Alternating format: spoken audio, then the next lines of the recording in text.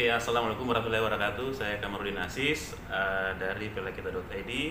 Sore ini saya dapat kesempatan bertemu senior saya, Pak Haidar Majid. Apa kabar, Tak? Alhamdulillah. Ya. Beliau senior saya di SMA Negeri 1 Makassar, angkatan 88, saya 89. Saya rindu juga mendengar ceritanya ini, makanya saya datang ini ke Haidar. Apa kabar, Tak? Alhamdulillah. Ya. Terakhir ketemu kita itu di acara, kalau saya tidak salah, tentang kepenyelaman. Ada dulu Pak Kasat Lantas waktu itu ya, Oh ya. Hidayah ya, Ya. di itu. Nah sekarang Haidar ini aktif sebagai anggota DPRD Sumsel ya. Dan komisi apa sekarang? Saya di Komisi E dan alhamdulillah Komisi E.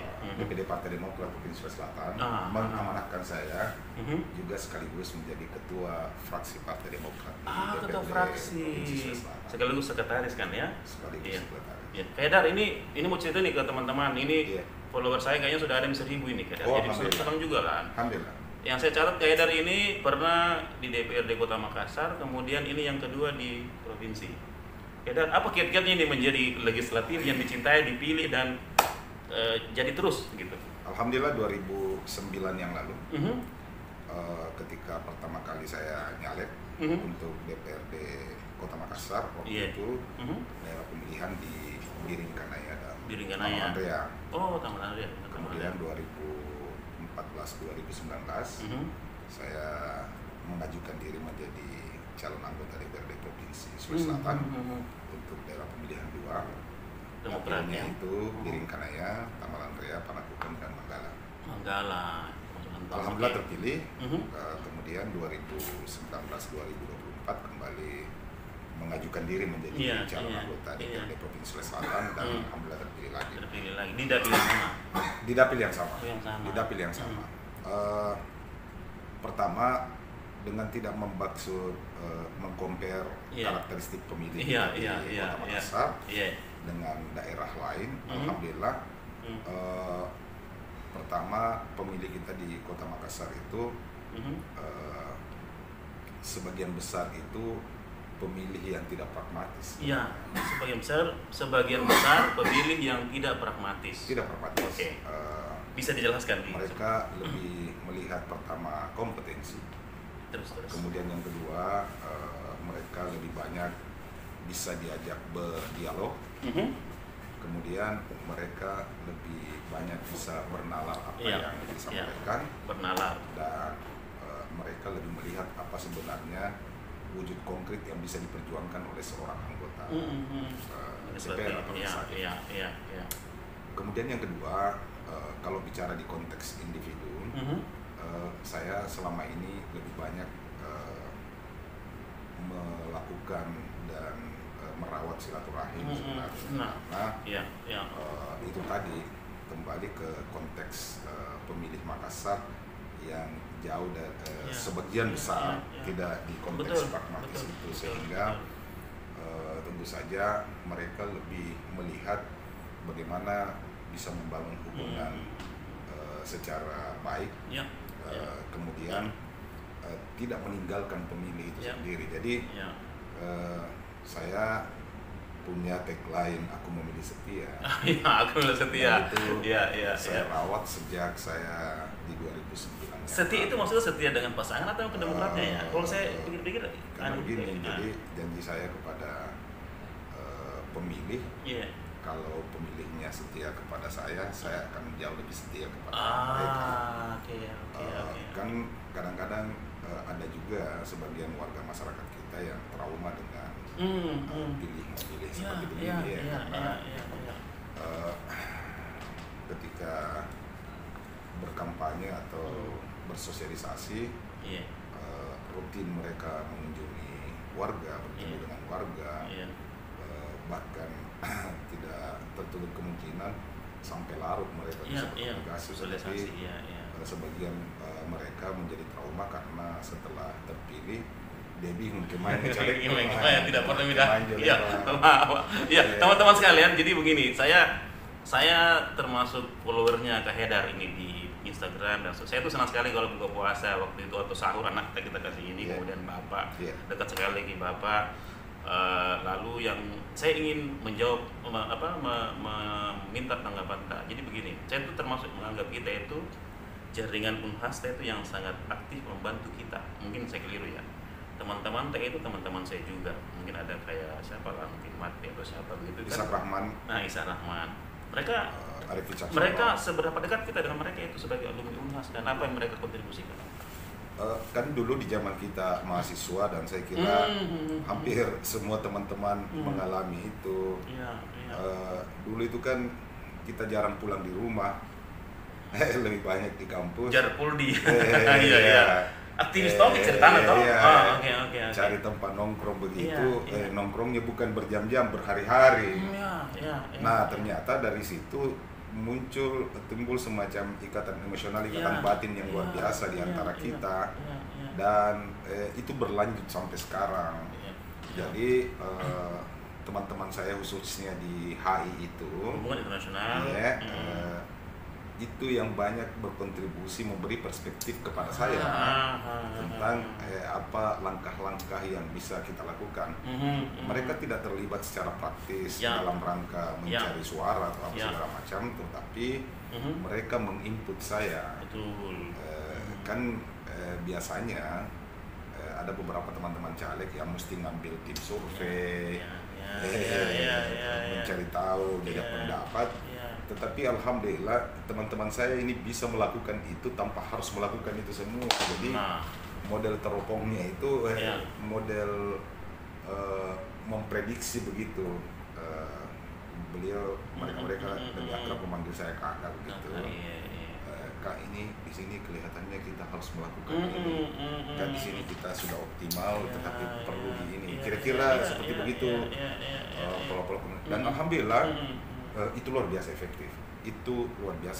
Dan di banyak kesempatan sering saya mengingatkan adik-adik kita, terutama ketika ketemu dengan anak-anak milenial, anak-anak SMA dan sebagainya. Saya selalu mengingatkan bahwa bangku sekolah formal itu tidak menjadi sebuah jaminan bahwa kita akan meraih masa depan yang gemilang. Yang paling penting dari semua itu setelah misalnya kita berprestasi di bangku sekolah secara formal, bagaimana membangun jaringan itu, bagaimana membangun merekatkan hubungan emosional dengan teman-teman kita, karena teman-teman kita itu punya kontribusi yang kuat dalam menopang perjalanan kita. Begitu juga sebaliknya kita juga akan punya kontribusi yang kuat terhadap mereka, karena sekarang ini dinamika hidup kita, kalau kita tidak berjaringan, kita mungkin kita bisa menjadi sesuatu, tapi kita agak kelabakan mengurus diri kita. Saya bayangan saya dengan pengalaman satu periode di Makassar, 2 periode di Sulsel ini kan juga menjadi inspirasi bahwa kunci networkingnya jalan, komunikasinya jalan bagus. Tadi yang kita bilang pertama itu bahwa voters kita ini kan juga terdidik semua, nyaris logis cerita.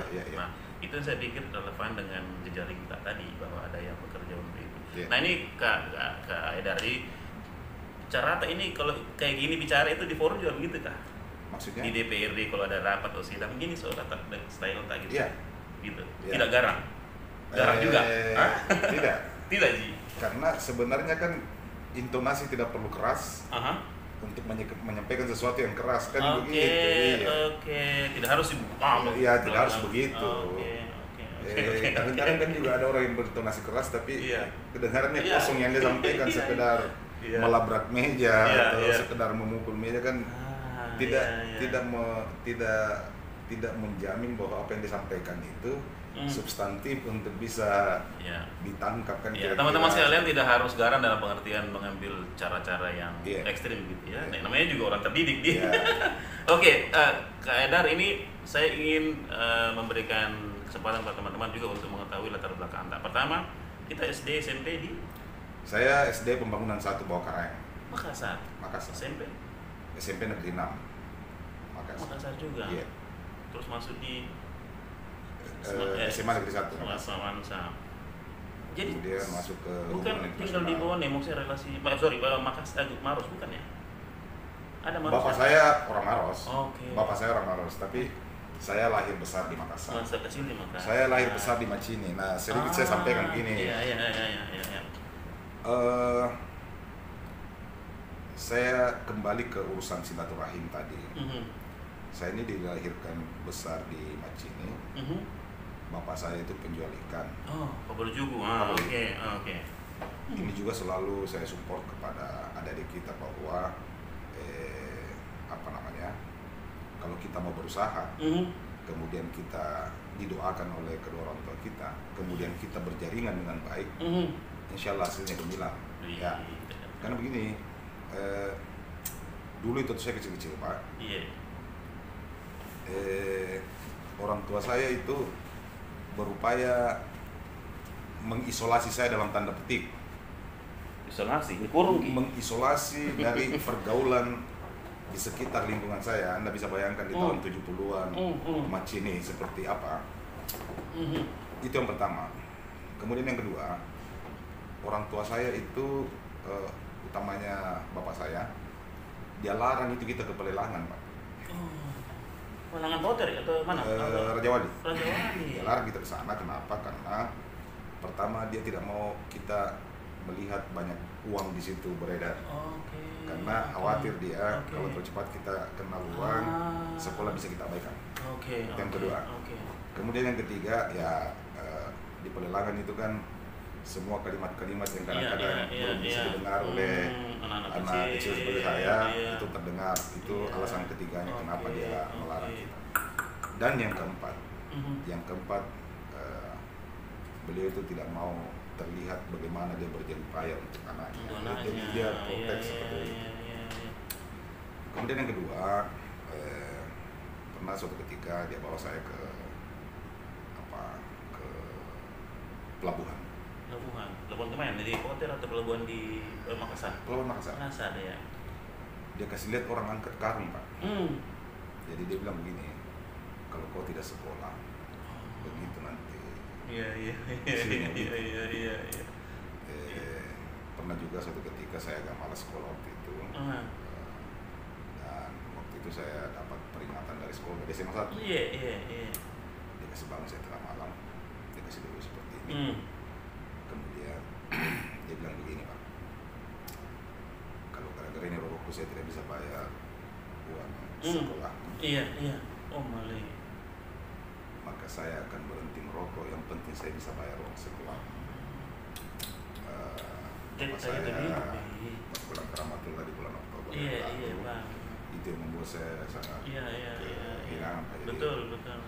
Kira-kira seperti begitu. Dari itu semua, kenapa saya betul-betul mengandalkan silaturahim? Iya. Kenapa betul-betul? Jadi kan kadang-kadang orang start mau nyalek itu di tahun terakhir. Iya. Misalnya kita pemilu 2024 nanti, orang start jalan 2023. Iya. Tapi saya nyaleknya itu Pak, start dari pada saat pelantikan sampai akhir.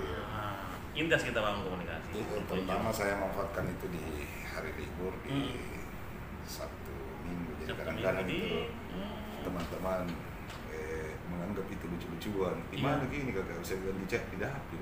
Tidak ini. Iya. Dia nanya di blow up, misal berita atau apa tidak Ji? Atau sekedar biasa kan ada berita ini Haidar Maji dari Demokrat datang ke ini dapil. Ada juga begitu. Di waktu-waktu tertentu, tapi yang paling prinsip dari itu semua sekali lagi itu tadi. Makanya kadang-kadang orang tidak percaya kalau saya termasuk orang yang dalam tanda kutip mengharamkan money politik itu. Oke. Karena saya percaya tanpa itu orang bisa terpilih. Saya yakin persis.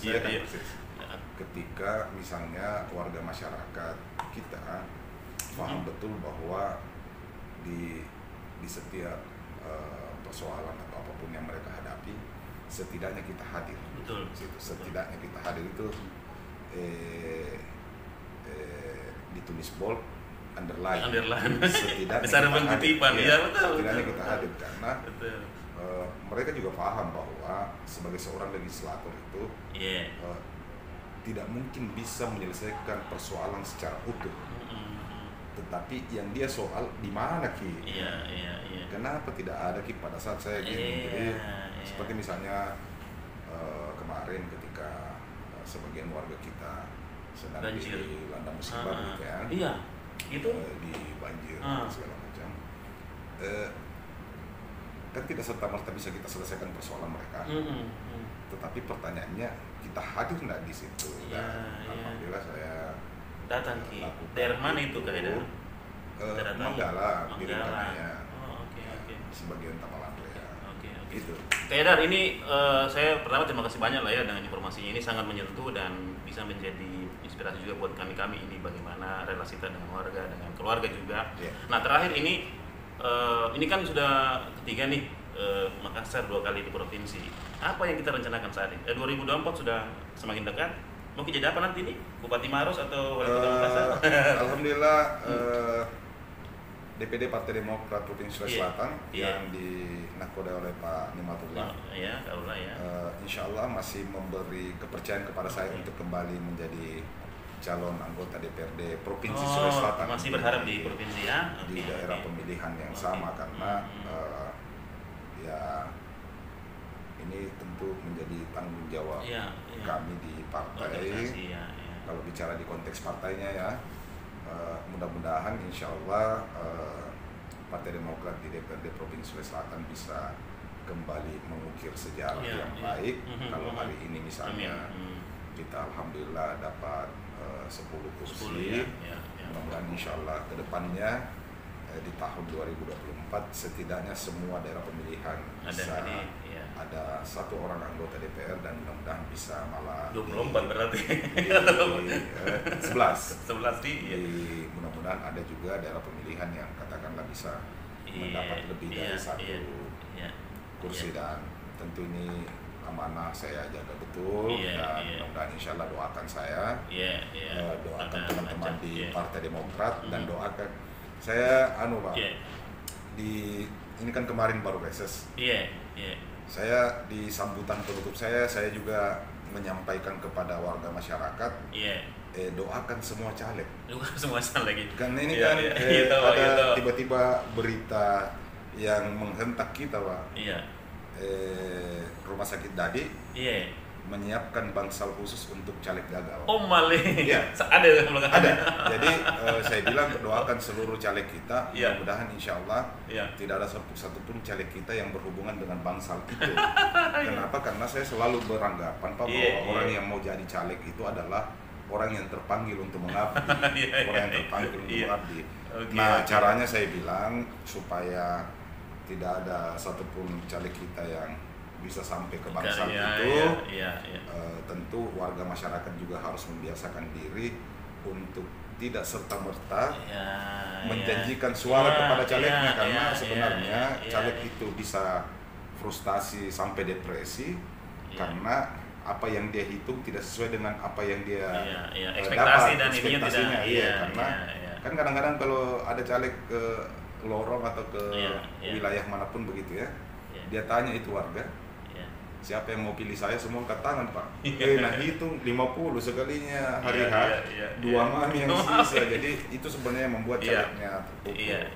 Kira-kira seperti begitu. Jadi sekali lagi saya melalui kesempatan yang berbahagia ini memohon kepada seluruh warga masyarakat kita khususnya di daerah pemilihan saya Biringkanaya, Tamalan, Panakukan dan Manggala. Kita doakan semua caleg mudah-mudahan insya Allah diberi kekuatan kesehatan oleh Subhanahu Wa Taala.